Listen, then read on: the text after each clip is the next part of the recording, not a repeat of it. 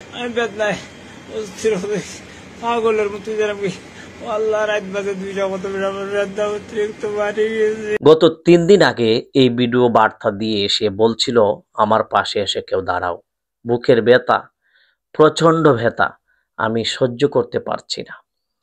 সে বারবার লাইভে এসে এই কথাগুলা বলছিল, কিন্তু বাঙালি এতগুলা প্রবাসী থাকতেও তার পাশে এসে কেউ দাঁড়ায় নাই, তাকে চিকিৎসা দেওয়ার মতো কোনো লোক পাশে পায় নাই।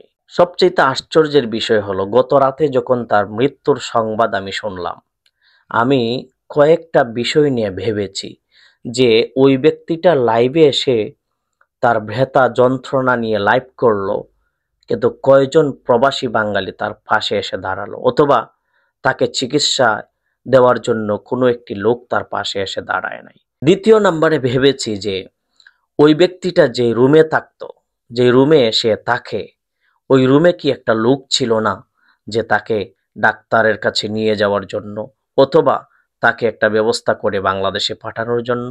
তৃতীয় নম্বরে ভেবেছি যে যারা প্রবাসে যায় তাদের মালিক আছে, কফিল আছে, ওই ব্যক্তিটার কি মালিক ছিল না বা কফিল ছিল না, যে কফিলের কাছে খবর পাঠাবে, মালিকের কাছে খবর পাঠাবে যে অসুস্থ, মালিকে এসে তাকে ডাক্তার দেখাবে। আমার বুঝে আসছে না, ওই ব্যক্তিটার লাইভ শুধু দেখেছি আর শেয়ার করেছি, কিন্তু কয়জন ব্যক্তি তার পাশে এসে দাঁড়িয়েছে ওইটা নিয়েই ভাবতে হচ্ছে। গত রাত থেকে ফেসবুক তুলপাড়, আমাদের হিফজুর রহমান বিদায় নিয়েছে। সেই আন্দোলনের অগ্রণী ভূমিকা রেখেছে।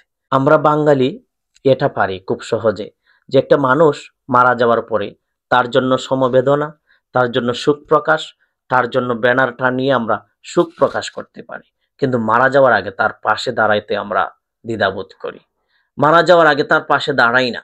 যেমনটা হিফজুর রহমান, লক্ষ লক্ষ বাঙালি প্রবাসে আছে, কিন্তু কয়জন বাঙালি তার পাশে এসে দাঁড়িয়েছে?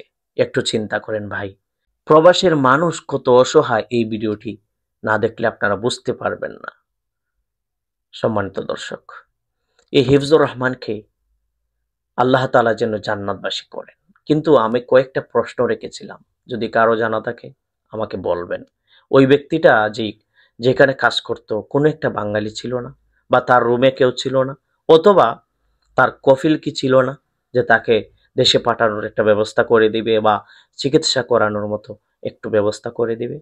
সম্মানিত দর্শক, আল্লাহ তাআলা যেন এই হিফজুর রহমানকে জান্নাতুল ফিরদাউস দান করেন। আসসালামু আলাইকুম।